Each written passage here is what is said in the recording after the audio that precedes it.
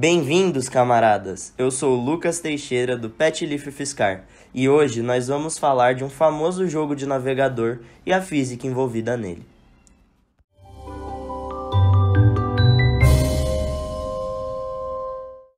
O T-Rex Game é um jogo integrado ao navegador de internet do Google Chrome, notório por aparecer quando o usuário tenta interagir com o navegador sem ter conexão com a internet. Mas além de simples e divertido, ele pode nos ensinar algumas coisas interessantes. Para nos aprofundarmos nos aspectos físicos do jogo, iremos por partes, começando com o movimento retilíneo acelerado como mecânica do jogo. O jogo do T-Rex é o que chamamos de Endless Runner, ou seja, um jogo em que você corre por um tempo indeterminado, desviando de obstáculos, e quanto mais longe você corre, mais você pontua. A característica central desse tipo de jogo é o movimento que o personagem desempenha, se movimentando em frente cada vez mais rapidamente, ou seja, o jogador inicia em repouso e lentamente vai ganhando velocidade, em um movimento retilíneo. Esse movimento é conhecido por movimento uniformemente variado. Nós notamos essa variação de velocidade no jogo por meio dos obstáculos, que vão se aproximando cada vez mais rápido. Chamamos essa variação de aceleração. Podemos entender essa aceleração como a taxa em que a velocidade aumenta ou diminui conforme o tempo passa. O movimento retilíneo uniformemente variado é regido pela equação ΔS igual a VI vezes T mais A vezes T quadrado sobre 2, em que ΔS é a variação de espaço em linha reta, VI é a velocidade inicial, que no nosso caso é zero, pois partimos do repouso, T é o instante do tempo, e A é a aceleração. É importante lembrar aqui que quando falamos de fenômenos físicos, dependemos do referencial que escolhemos. Referenciais diferentes nos trazem medições diferentes, o que nos leva à movimentação do cenário e à escolha de referenciais. Adotar um referencial pode ser uma tarefa um pouco complicada, porém, ela é essencial para trabalhar a física. Mas afinal, o que é um referencial? Um referencial, ou sistema de referência, é um sistema que nos permite organizar as nossas observações de um fenômeno. Tomemos o nosso exemplo inicial do T-Rex.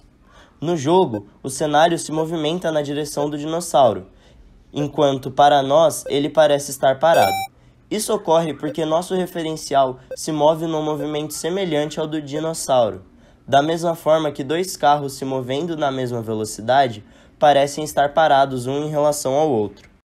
Na física, costumamos dizer que não existe um referencial preferencial. Diferentes referenciais podem ser úteis dependendo do intuito. Cabe a cada observador escolher um referencial para que se possa realizar suas medidas ou formular suas teorias. Ou seja, embora no jogo pareça que o cenário se move na direção do dino, na verdade é o dino que, através de seu movimento, se aproxima dos obstáculos.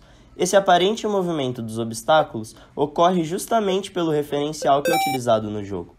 Note que o ponto principal do nosso referencial dentro do jogo não é o dinossauro, mas sim algo que se move na mesma proporção dele. Podemos notar isso pois, quando o dinossauro pula, ele sobe e o cenário se mantém parado. Caso o dinossauro fosse o nosso referencial, veríamos o chão descer e depois subir novamente até encostar com o dinossauro. Isso nos mostra como os corpos que identificamos em movimento ou em repouso podem ser usados para caracterizar o nosso referencial. A força de atrito e a terceira lei de Newton. Nosso próximo tópico tem tudo a ver com o movimento e com os saltos do T-Rex, mas para falar dele, precisamos de um pouco de contexto. Você já ouviu falar na terceira lei de Newton? Sabia que ela é responsável pelo dinossauro conseguir correr e saltar os cactos? Bom, a terceira lei de Newton é conhecida como a lei de ação e reação e diz que toda força de ação entre dois corpos distintos gera uma força de reação no sentido oposto. No jogo do dinossauro, essa lei está presente entre o pé e o chão.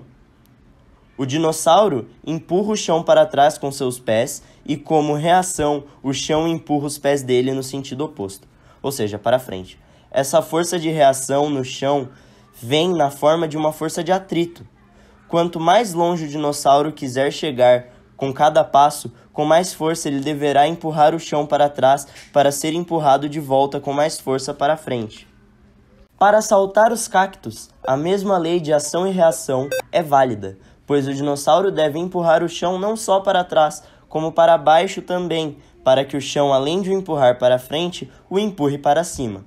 Chamamos a trajetória executada pelo T-Rex durante o salto de movimento de projéteis. Quando apertamos para que o dinossauro pule, estamos fazendo com que ele use a terceira lei para criar uma reação que o lança ao mesmo tempo vertical e horizontalmente. Isso faz com que ele performe uma trajetória parabólica conhecida como movimento de projétil. Esse movimento ocorre quando objetos se movem simultaneamente na vertical e na horizontal, sofrendo influência de um campo gravitacional.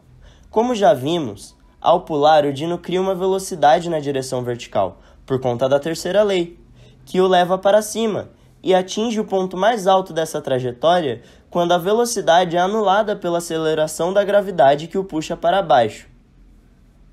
Na horizontal, o dino mantém seu movimento acelerado.